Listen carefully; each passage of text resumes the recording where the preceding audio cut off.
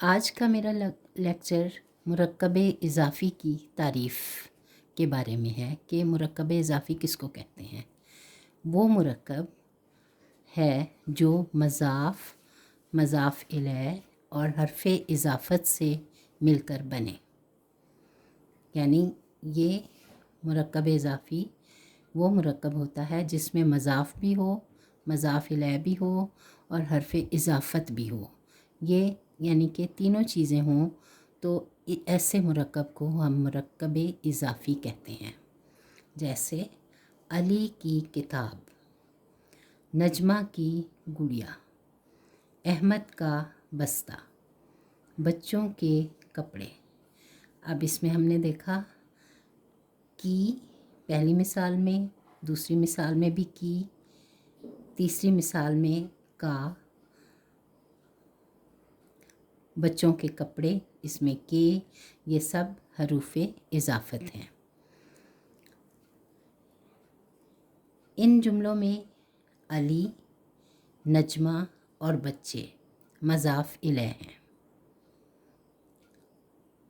کتاب، گڑیا، بستہ، کپڑے یہ مضاف ہیں، یعنی علی مضاف الیہ، کی حرف اضافت، کتاب مضاف، نجمہ مضاف الیہ، کی حرف اضافت، گڑیا مضاف، احمد مضاف الیہ، کا حرف اضافت، بستہ مضاف، بچوں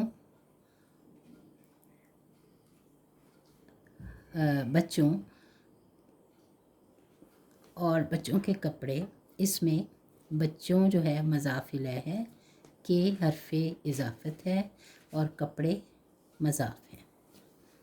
بعض دفعہ مضاف الیہ کی جگہ نام جیسے نہیں ہے تو مضاف الیہ کی جگہ ہم کچھ اور الفاظ استعمال کرتے ہیں، تیرا، میرا، تمہارا، تمہاری بھی استعمال کی جاتی ہیں جو کہ ضمیریں کہلاتی ہیں۔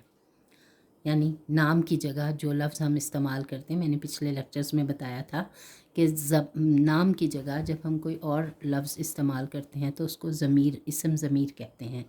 تو یہاں پر بھی ہم اگر علی، نجمہ، احمد ان جملوں میں ہم نے نام استعمال کیے، لیکن بعض دفعہ ہم نام استعمال نہیں کرتے، نام کی جگہ اسم ضمیر استعمال کرتے ہیں۔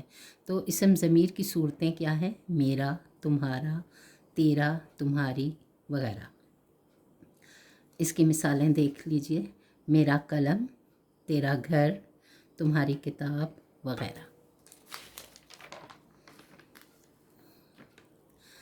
اگلا سٹیپ ہے ہمارا مرکب توصیفی کی تعریف۔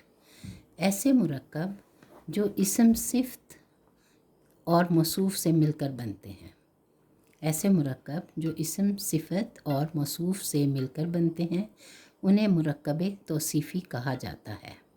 جیسے نیک لڑکا، سرخ پھول، خوبصورت لڑکی، سیاہ رات، یعنی اس میں موصوف بھی ہوتا ہے اور صفت بھی ہوتی ہے۔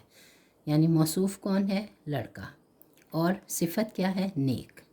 سرخ پھول میں جو صفت ہے وہ سرخ ہے اور پھول موصوف ہے۔ خوبصورت لڑکی میں لڑکی موصوف ہے اور خوبصورت صفت ہے، یعنی یہ اس کی خوبی ہے۔ سیاہ رات میں سیاہ جو ہے وہ صفت ہے اور رات موصوف ہے۔